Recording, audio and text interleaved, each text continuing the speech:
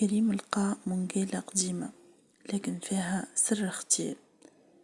نهار من نهارات كريم كان يلعب مع صاحبه، ياخي كسر اللعبة متاع صاحبه بالغلط.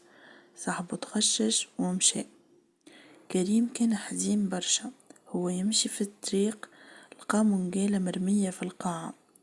كي مسها الوقت وقف، الناس وقفت، الكراهب وقفت، حتى العصافر في السماء وقفت.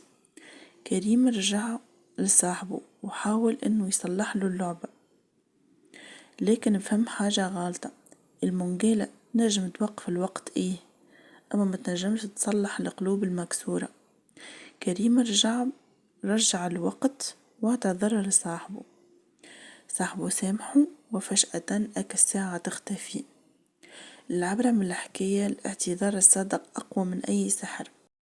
كان عجبتكم الحكاية ما تنسيوش باش تدعموني بالاشتراك في القناة وتبرتجيو الفيديو، ونتقابلوا في فيديوهات جديدة إن شاء الله وحكايات جديدة مشوقة.